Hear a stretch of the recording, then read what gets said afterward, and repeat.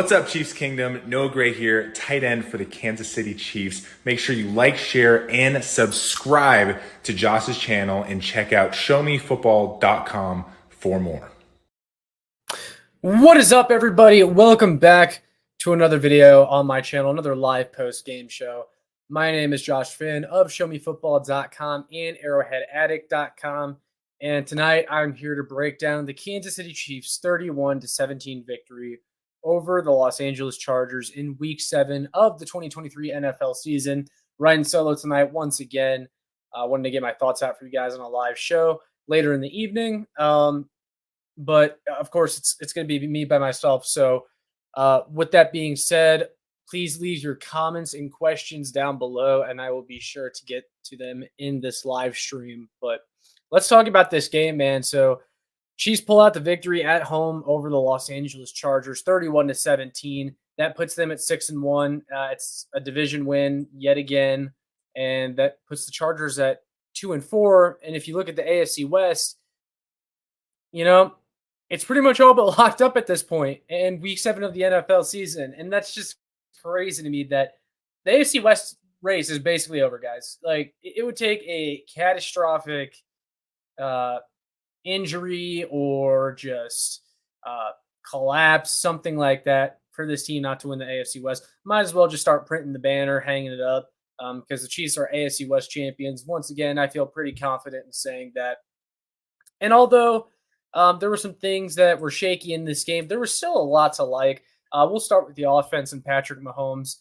He was 32 of 42 for 424 yards, 4 touchdowns, 1 interception. Can't ask for a much better game from him. The interception was a little kind of like, really, Patrick, what are you doing? What are you looking at there? But he was like 11 for his first 11, I think. Just very, very good with the completion percentage today. And of course, he threw for over 400 yards and 4 touchdowns. I believe I saw something that he is one of 5 active players to have, or I'm sorry, no, scratch that. He is the only active player in the NFL to have 5 such games in which he's thrown for 400 yards and at least 4 touchdowns. So he really stands alone. He's the greatest quarterback in the NFL, but we already knew that. And then Travis Kelce, man, he's been on a complete tear lately. And he had 12 catches for 179 yards and a touchdown again today. Was an absolute monster in the first half. And I got to say, with Travis Kelce, it's good to see him kind of getting back to who he is, because he got off to a slow start, but he's at over 100 yards the past 2 weeks and more, a whole lot more. And it's good to see that connection alive and well once again. And it's funny because every time we face the Chargers, people like to point out that Travis Kelce versus Derwin James matchup. And all I ever hear from Chargers fans or people on NFL Twitter is Derwin James is this big Travis Kelce stopper. He's the greatest in the league at stopping Travis Kelce. That's a myth at this point, because Kelce is an absolute Charger killer. And Travis Kelce's career versus the Chargers, he has absolutely killed them since Derwin James has been there. In fact, let me look this up. I know he had 100 yards in both the games last year versus them,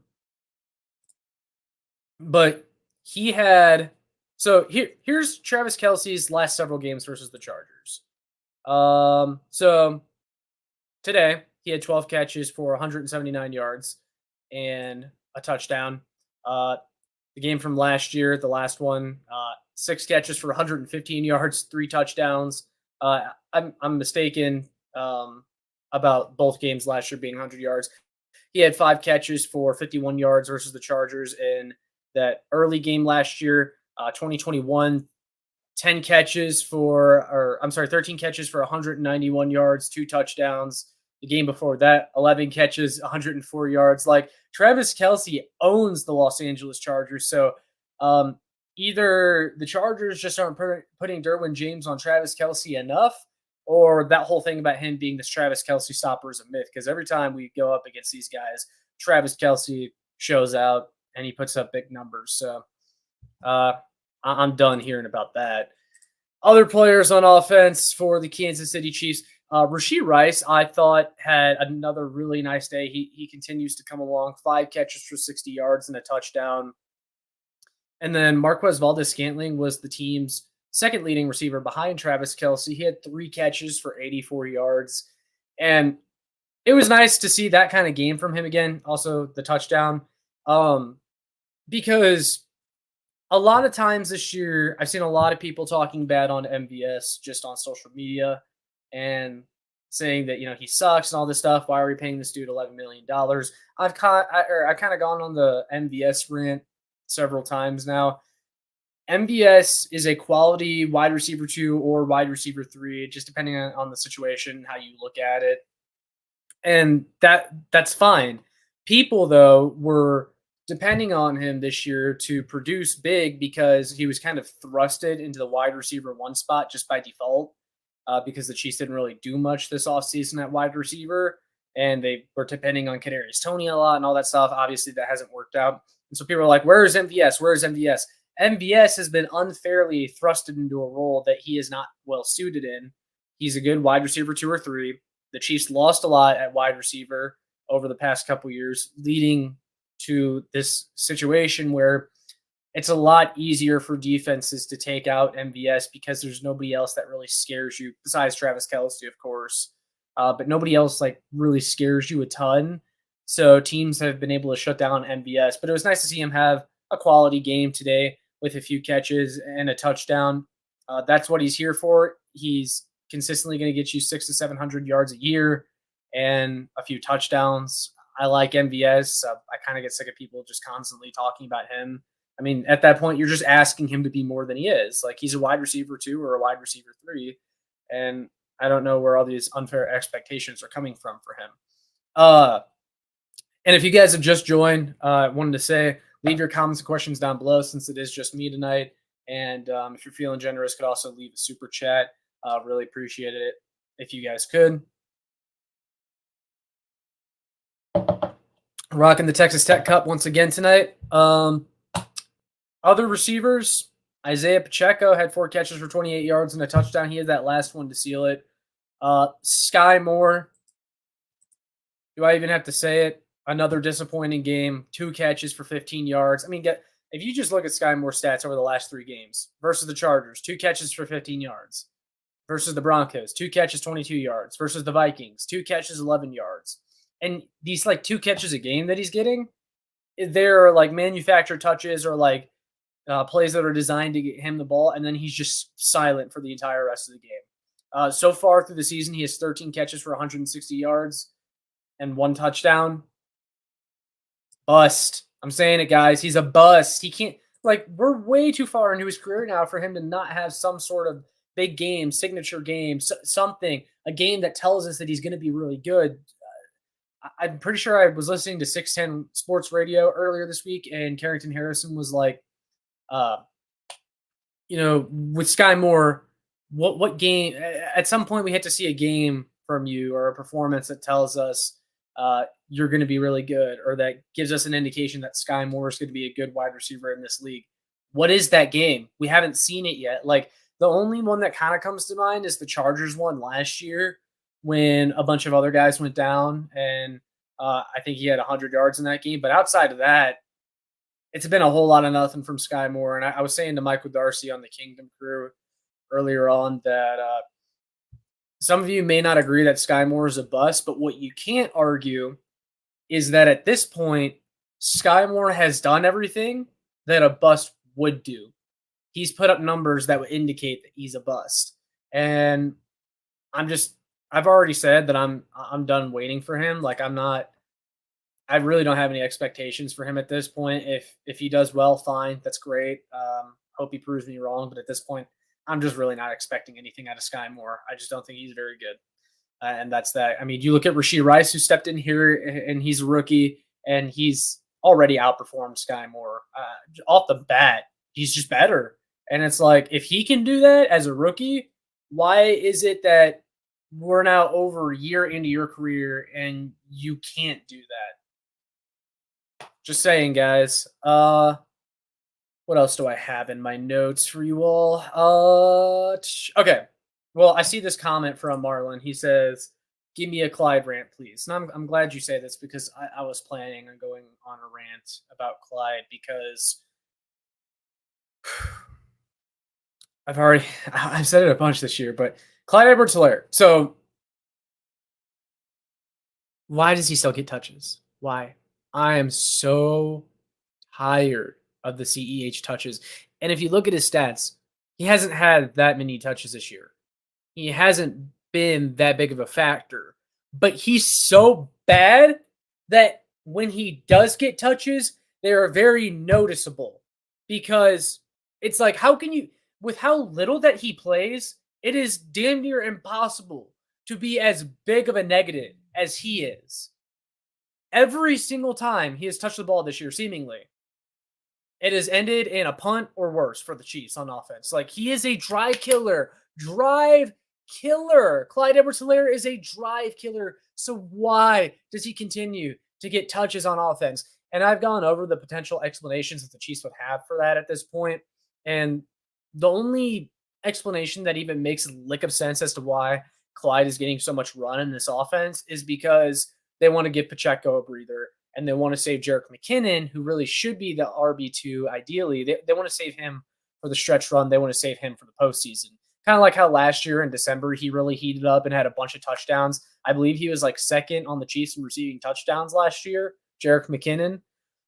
But even then, it's like, is there not somebody better? Like, we saw Mecole Hardman in the preseason, right? He was good. He was really good in the preseason. Why is Mecole Hardman not getting a crack at this? But we're trotting CEH out there. It's over for CEH, man. He's beyond cooked. He sucks. I've been done with him for 3 years now. He's not good. I'm so done with CEH. I'm done with the CEH experience, and I'm running out of things to say.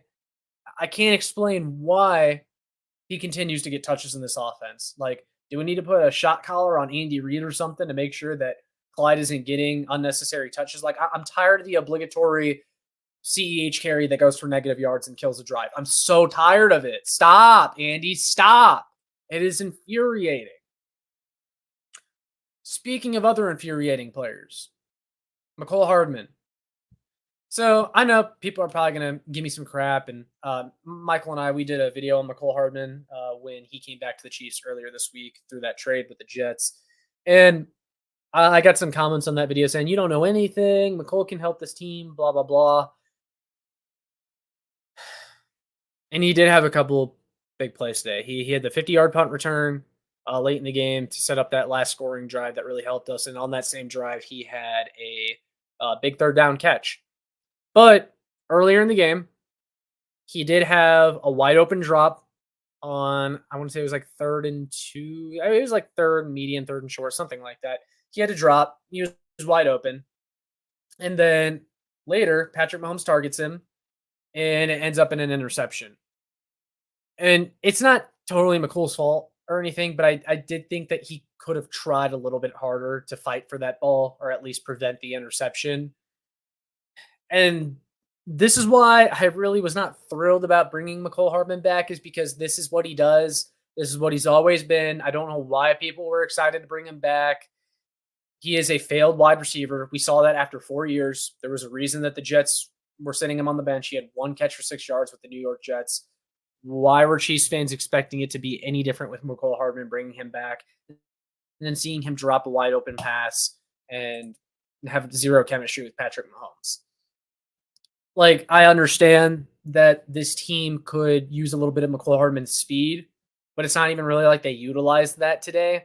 They tried to get him to run routes down the field and Mahomes targeting him, and it ended up in a drop and an interception. And he did have the 1 third down catch, but a drop and an interception. And like, that's what Mecole Hardman is. This is the Mecole Hardman experience. And like, this is why I was not thrilled about bringing him back in. I'm done with the Mecole Hardman experience.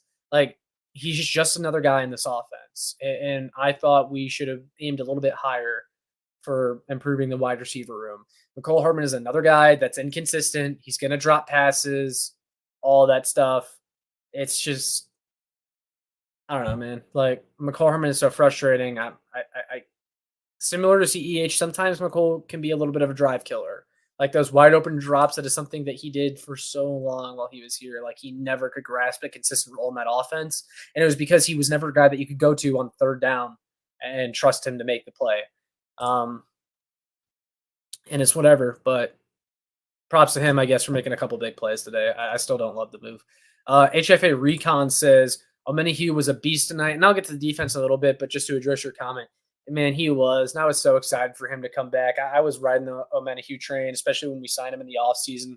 I loved that signing because the dude just wins on most of his reps. Like today he made an instant impact. He had a sack. He applied pressure on Justin Herbert on a third down in the first half, I remember. He had a batted pass that resulted in an interception for the Chiefs defense at a time where they really needed it because the Chiefs had just turned the ball over. He's exactly what the pass rush needed. And Charles Omenihu today, what we saw from him tells me this team does not need to waste their time bringing in someone like Frank Clark to eat snaps and be a mediocre pass rusher, because I just know that the same people who were cheering that Mecole Hardman's back and like that move, they're going to want Frank Clark back. They want to get this whole band back together and everything. But like, I'm ready to move past these players. I think we've grown past guys like Frank Clark and Mecole Hardman. So I don't really think there's a need for Frank Clark. I think Charles Omenihu was the exact type of veteran pass rusher that this team needed. They now have him back. Mike Dana has continued to play well. I think FAU will continue to develop. And then, of course, George Karlaftis is playing a lot this year and doing just fine. So I just don't see the need for Frank Clark with Charles Omenihu in the fold. But I'll have a little bit more on him later. The Blake Bell turnover, I got to say, because that was the one that came right before Omenihu made that big play to force an interception. It kind of looked like it was incomplete, but nonetheless, what I don't like is going to someone like Blake Bell in that spot. You have plenty of other guys on this team that could make a play there. Why are we throwing a pass to the career blocking tight end in Blake Bell? That's what doesn't make sense to me there. Like, Blake Bell, we don't need to do that. We don't need to do the whole Blake Bell thing. Okay. I want to say one more time though, since it's been a while since the last time I said it. If you are in here right now or you just joined recently, go ahead and leave your comments and questions down below. I will be sure to get to them. If you're feeling generous, you can leave a super chat. Also, share this video and like it. Hit that thumbs up because that gets more people to find me and gives us a bigger crowd, a bigger audience. I'd appreciate you all who have joined so far tonight. One more time, I said it at the beginning, but the AFC West seems like it's over. Chiefs are 6-1. Chargers are 2-4. The Broncos aren't doing anything. I know they won today. They're not doing anything in the division. They're already out of it. The Raiders, they're pretty much out of it. I got to check. Did the Raiders even because I was at the gym during the noon slot. I know I think they were losing to the Bears, but I want to double check if they actually lost. I mean, it's not like they were in it anyway. Yeah, they lost to the Chicago Bears. They're 3-4. Like, guys, AFC West, it's over, man. It's over. It would take a catastrophic collapse from the Kansas City Chiefs for the division to be anybody else's. They're already 6-1. I don't see them losing very many more games on their schedule. Sure, they'll probably drop a couple more at some point, or maybe lose to a team like the Dolphins in Germany, just because they're really good. But even if that happens, the Raiders, Chargers, and Broncos are all disappointing. They're going to continue to lose games. So AFC West is over. Go ahead and raise the banner. Another one for the Chiefs, guys. Another one. We're so used to these. It's become routine to us to win the AFC West. And it's just funny how every year the media likes to hype up the Chargers. Is this going to be the year that the Chargers finally break through and win the AFC West? No. All the talent in the world. I think they had the most Pro Bowlers last year. I think they had the most players in the NFL top 100. It just never seems to translate into wins, though, for them. And speaking of Justin Herbert, as part of that talented core, when did we start asking questions about him? Because I know it was a big debate, especially after they lost to the Dallas Cowboys on Thursday or not, was it Monday Night Football? Sorry. Justin Herbert had a chance to go down the field with that offense and win that game and couldn't do it.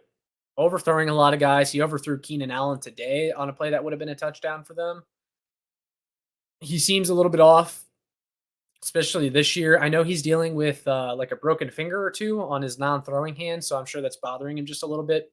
And Tony Romo even talked about that on the broadcast just a little bit, but even said that, look, you still got to be completing some of these throws. You got to give it a little bit of a softer touch. Justin Herbert, I think he has a losing record as a starter. He blew that playoff game last year, and I know people want to blame the defense. And like, this is what's so annoying is like people want to make all these excuses for Justin Herbert, and he is extremely talented, and it's not all his fault.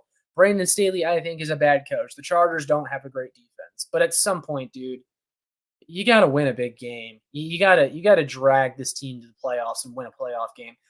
If you truly are an elite quarterback in this league, if you're truly an elite QB, you need to have a playoff win by year 4. And Justin Herbert doesn't have that. And I see a lot of people always defending him on my timeline, on Twitter, this, and that. It's always somebody else that's not Justin Herbert's fault. Just lame excuses for the guy. The playoff game last year, was it all his fault? No, but he didn't score a touchdown in the second half of that game. That didn't help. Their offense collapsed. Their offense kind of collapsed in this game too. The Chiefs defense held the Chargers scoreless in the second half, even after that rough start. That was very uncharacteristic of them. I'll talk about the defense a little bit more in a second, but to finish off this thought on Justin Herbert, go win a big game, dude. Like, what is your signature win? What is your signature moment since you've been here or in the league? Probably that regular season win against the Chiefs a couple years ago in 2021 when the Chiefs were like really bad.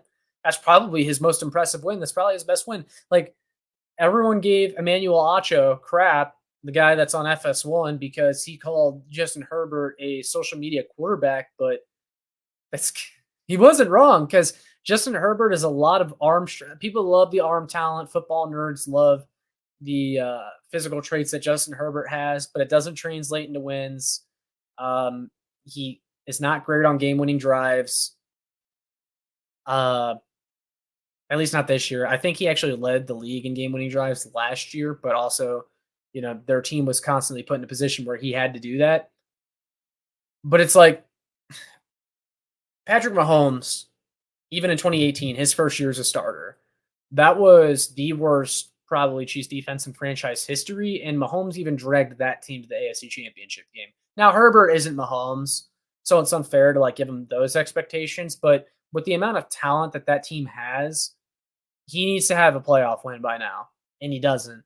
And that's why people are critical of Justin Herbert. It's like, you got to win at some point, dude. You have a losing record as a starting quarterback. I'm sorry, but there's a lot of quarterbacks out there on worse teams that are still able to manage a winning record. You don't even have a winning record as a starter. It's been too long. Justin Herbert's got to finally start proving something. But let's talk about the defense. So, rough first half. They kept the Chargers in it because they couldn't stop a nosebleed in the first half. Now, the offense did have a chance multiple times in the second half to make it a 2-score game, and it would have ended it. Eventually, they did. Took longer than you would have liked it to, but, it was nice progression from the offense today. They seemed to be a lot better. They at least converted on more of their red zone appearances. The tough part was, of course, the stupid turnover. Stop the stupid turnovers. You got to stop the dumb mistakes. And then handing the ball to Clyde. Don't do that. Don't target Clyde in this offense, and you should be just fine. Travis Kelce absolutely ate, of course. But defensively, they really cleaned it up in the second half, and they held the Chargers scoreless, and that was great to see. Back to HFA Recon's comment, Omenihu was an absolute beast tonight. And I love what he brings to the table, man. He was one of the top defensive players in the league last year, one of the top defensive linemen in pass rush win rate. You saw that today. He won on a lot of his reps. And he played a lot too. He played more than I thought he would in his first game back. He did mention after the game how not being able to play for the first 6 really was one of the toughest things that he had to do. You could tell he wanted to get back out there. I'll be interested to see what his sack total is by the end of the season because he looked really impressive today. I see him getting a lot more, and he could potentially have a career high in sacks this year, I feel like, with playing on this defense, and that's with not even playing the first third of the season. I just think this is one of the better defensive lines he's ever played on. You get to play next to Chris Jones. You get to line up next to Chris Jones in the interior because we know they like to use Omenihu on the inside a little bit. Brett Veach talked about that when they signed him. I'm excited to see what Omenihu does going forward. He's the perfect addition. He's basically your trade deadline addition on this defensive line. I know Chris Jones was kind of quiet today. He didn't have a sack, but drawing a lot of attention. He was getting pressures, and that allowed guys like Charles Omenihu to get in there, and that's always what Chris Jones has done. And so I love the personnel on this defensive line. Joe Cullen, Steve Spagnuolo, those guys are going to have a lot of fun learning how to best utilize these players. Amani says, man, doesn't it feel great to see mother effing Tranquil sack his old buddy Justin Herbert? He's a dog. Yeah, that was cool to see. And I forgot about that. I didn't even realize until he got that last sack to end the game. Oh, yeah, this is the Drew Tranquil revenge game because the Chargers pretty much let him walk for nothing to sign with the Chiefs. And you could tell Tranquil likes it here. He loves the winning culture in KC. He didn't really get to experience that with the Los Angeles Chargers.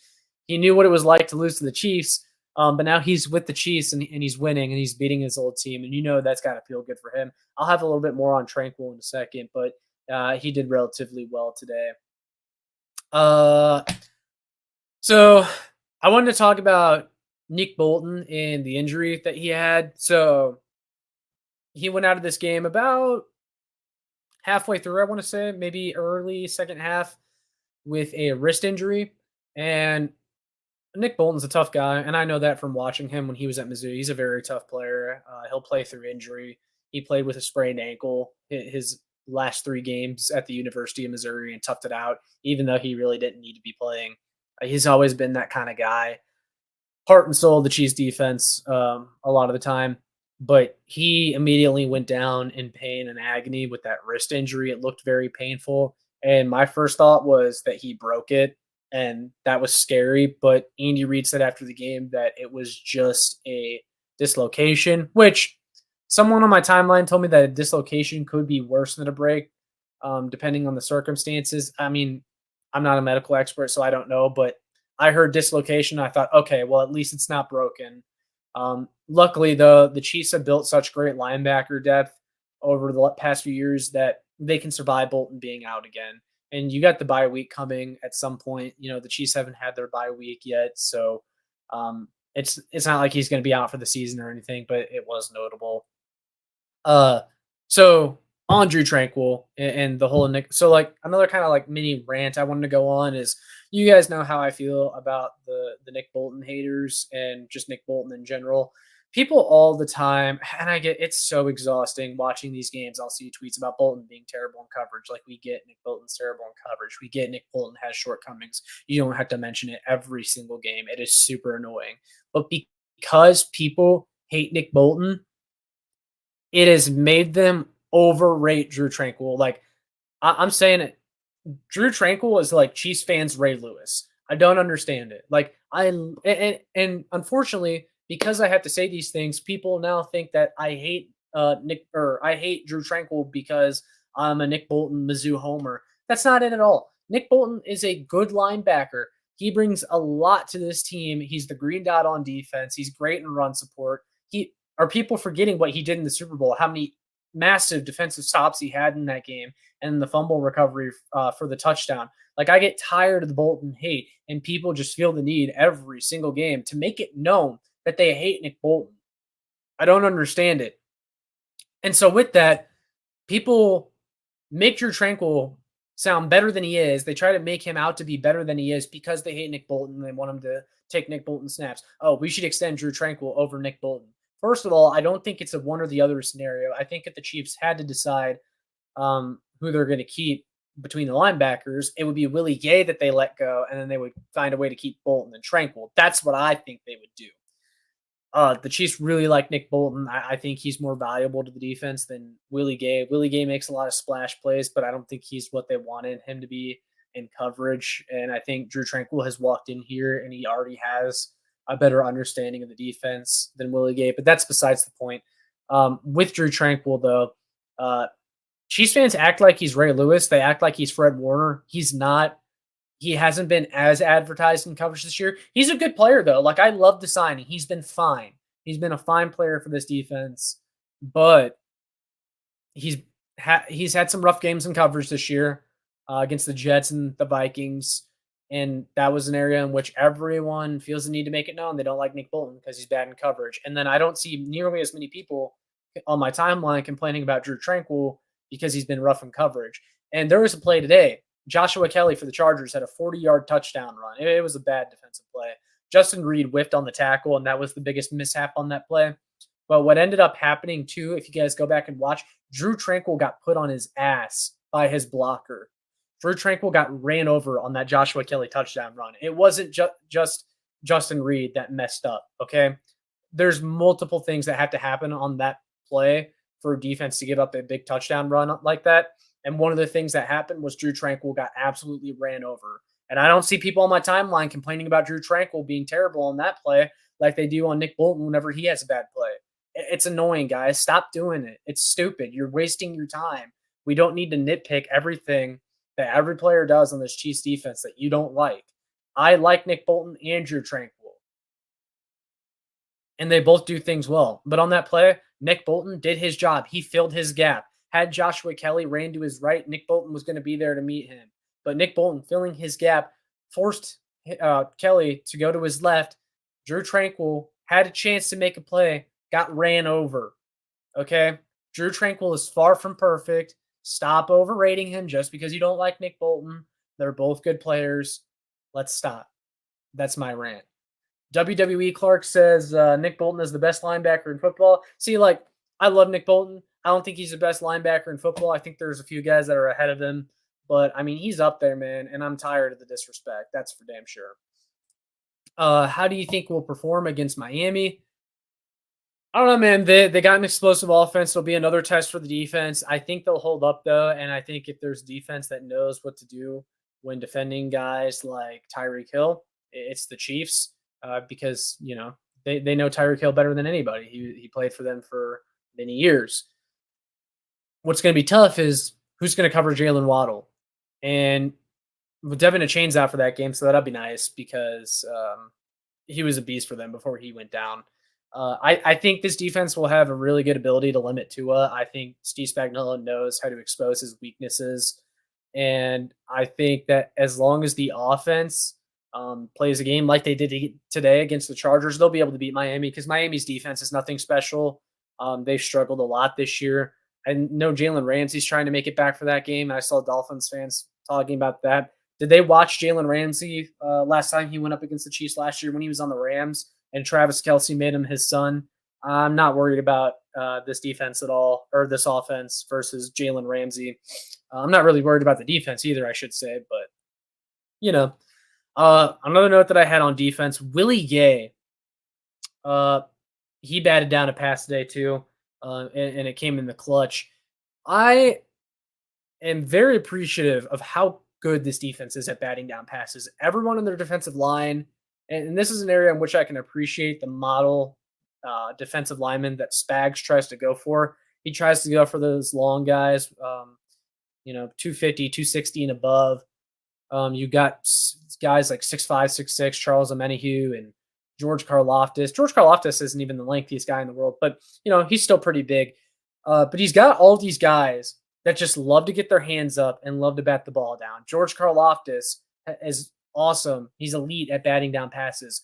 Charles Omenihu had a batted pass today. Willie Gay, anytime he's sent to defend the area in front of him, he gets up there and tries to jump in front of the throw. He did that again today, and I believe he had a play like that last week against Denver, and he's just awesome at reading the quarterback and knowing when he's going to throw it and where he's going to go. Then he gets up there and he bats down the pass. All of our linebackers seem to understand that. All of our defensive line seems to understand that, and it results in a lot of stops when you bat down a pass. That's very valuable, and this defense is very good at doing that. I'd have to find the numbers, but I'm willing to bet that the Chiefs lead the league this year in batted down passes on defense. WWE Clark says, thoughts on Rashee Rice? Look, he continues to get better. He's a player, and he had a play today too where I think it was on the last scoring drive for this team where it was a screen, catches it behind the line of scrimmage. Blockers are a little bit late on the play, but Rashee Rice's acceleration, man, like, it is absurd how fast he can accelerate. And I said that with Michael Darcy on our last, I think it was either a post game or Kingdom Crew. It was the Kingdom Crew after the Denver Broncos game. And we were talking about that one play where he almost turned like a 3rd and forever into a first down against the Broncos. And I mentioned how, Rashee Rice doesn't have elite speed. I believe he ran like a 4.5 at the NFL Combine. But what makes him so special is his RAS score profile has him with an elite 10-yard split, meaning his acceleration is elite. You can tell that because he'll take those screen passes, those dump offs, and he will immediately get upfield, like just in a flash. He is super fast. He's like a running back with the ball in his hands. You see him truck a guy today. I saw someone say too, we should maybe make a T-shirt for that Rashee Rice play where he trucked the defender because the Chargers did that when Derwin James had some cool hit on Travis Kelce in a game they lost. So maybe we should get back at him and make a shirt with Rashee Rice trucking their whole defense because I love Rashee Rice, man. I love the way he plays. He's going to continue to get better. He seems to really be settling in this offense. He's been productive week in and week out, unlike another young Chiefs receiver, Skyy Moore, who I'm done waiting for. And I've said that many times already. But, yeah, I love Rashee Rice. Those are my thoughts on him, and I think he's only going to get better. And he's pretty much the Chiefs wide receiver one at this point, already over 300 yards on the season. So I really like him, man. He's coming along great. Nathan Barnes says Mecole trade was already worth it. Yeah, I mean, like I mentioned Mecole Hardman earlier. He's still frustrating as hell, dude. Like, yeah, he had the big punt return and he had the 3rd down catch to seal the game pretty much. But the drop pass earlier in the game and not fighting for the ball and that Mahomes interception, it's just stuff like that. Mecole Hardman, he has the big plays, which is why I kind of said earlier on that he provides some value to the offense. And even though he's really frustrating, I would have been okay with the Chiefs bringing him back on a cheap deal before he went to the Jets. Had I known beforehand what the Chiefs were going to do at wide receiver in the offseason, I would have been okay bringing Mecole back for that deal. But I wasn't thrilled about the idea of then trading an asset for him to get him from the Jets. Like at that point, I was kind of out on Hardman because I just think he's a failed wide receiver. We saw that after 4 years here. There was a reason why he sat on the bench for the Jets, and for him to come over here and fans be excited about it, and then he goes out there and drops a pass on a key 3rd down and stuff like that. Like that is the Mecole Hardman experience that made me not want to acquire him. That made me not want to bring him back in the fold. That's why I was done with him. And that's why I'm done with a lot of these players like CEH and Frank Clark and Mecole Hardman. I think the Chiefs need to learn to admit their mistakes, grow past these guys, and look forward, because at some point you have to admit when it's a sunk cost. And for the longest time when Mecole Hardman was here, I thought he was a sunk cost. I mean, again, he'll have his big plays occasionally, but with those big plays comes plays where he's frustrating as hell and you want him off the team. You want him off the field. And I definitely felt that today. Like I got the full Mecole Hardman experience today, as well as all of you guys. Like that's what we saw. And it's just so annoying, man. Like I want to be done with it. And that's why Mecole Hardman will never be a really good receiver, is because he will never learn to eliminate those just boneheaded plays. And so it is what it is, man. Marlon says rest for bad. I wasn't able to watch the game enough to get or to form like my own assessment on how the rest were. Cause so I'm in South Dakota, which I've said before, and we did not get the Chiefs game. I was blacked out from it, but I do have Red Zone. So that's how I was watching the game. But I don't know if any of y'all have Red Zone or if you're out of market and try to watch the Chiefs on Red Zone, but they were awful today. It's like they didn't want to show the Chiefs game. It's like they would show one play from the Chiefs game and then I wouldn't hear anything about it for like 5 minutes. They were focused on Cardinals and Seahawks and all this other crap. And it's like, I don't care. Show the Chiefs game. Like I missed so much of the Chiefs game today because NFL Red Zone was stupid. Hopefully Frank Clark isn't going on the 53-man roster. Hey, man, I'm right there with you. I don't think they need him. I think he's just going to come in here, eat snaps, and have 30 pass rush snaps for 0 pressures like he did when he was here before. And I really don't care about the playoff statistics. I've talked about that over and over again. I sound like a broken record when it comes to Frank Clark and his overrated playoff performance. I don't really think the Chiefs need that on this team. And I think they have plenty of other capable pass rushers. Frank Clark would just come in here and steal snaps from players that are quite frankly better than him. Nathan Barnes says Mecole at least brings some good, though Clyde does not. Yeah, I totally agree with you. I mean, that's what I've always said about Braden, shut up. No, I'm not. It's not fun. And I just said I don't want Frank Clark here, so you can stop. But Nathan, so that's kind of my logic with like being okay with bringing back Mecole Hardman earlier in the offseason. Like I would have been okay with that, knowing what the Chiefs did in the offseason. But and my defense for that was because like I remember Eric, like if some of you know Eric, like Marlon, you know Eric on Twitter.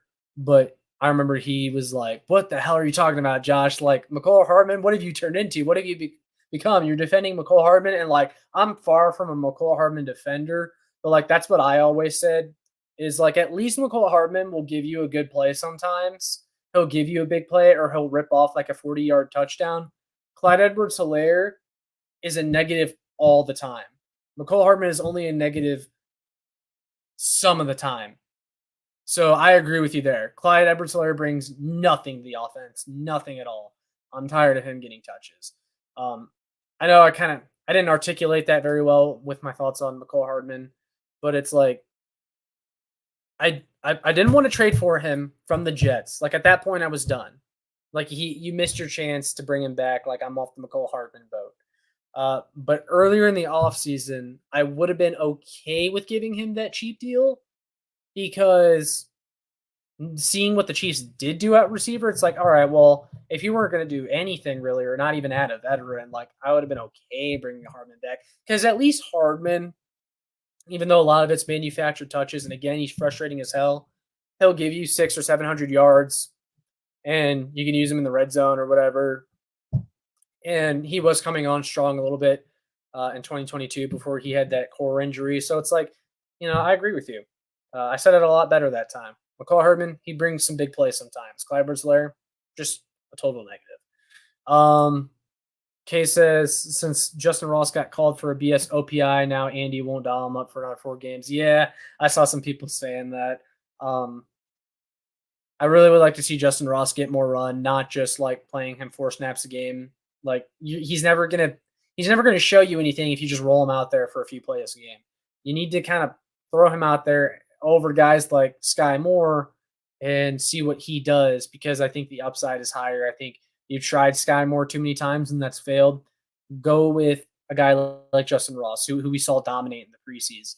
I think it would be a lot better. I really hope Justin Ross doesn't turn into like another Jody Fortson or another like Darius Fountain that they make the roster and then they just kind of end up never doing anything. That's more so true for like Darius Fountain. Jody Fortson has done some things, but you guys get my point. Marlon says, to sum it up, the refs just look at our penalties compared to theirs. Yeah, no, that makes sense. And then he says, what happened to 2020 CEH? 2020 CEH wasn't even that good. That's what happened to CEH. Even that year, he only had, I want to say like 3 games over 75 yards. He's just not a dynamic running back. He's small, slow, undersized. He's not good. But I'm going to go ahead and wrap it up there, guys, for the post-game show. I appreciate you all, though, for joining me tonight. I had fun with this one, riding solo. You guys were good tonight. But yeah, Chiefs win 31-17 to essentially clinch the AFC West at this point. I don't really see anything changing in that regard. So, yeah, it was a good win. Mizzou won this weekend. The Chiefs won this weekend, so it's a good weekend. I head home tomorrow back to Missouri. And for those of you that are Mizzou fans that watch me, I will be at 5-star wide receiver recruit Ryan Wingo's commitment announcement on Wednesday. I will be live streaming that. So if you're a Mizzou fan, make sure you subscribe and hit the notification bell for that. But for the Chiefs fans that are here, make sure you like, share, and subscribe so more Chiefs fans can find this. Make sure you check out my work on showmefootball.com and arrowheadaddict.com. And I will see you all in the next one. Go Chiefs!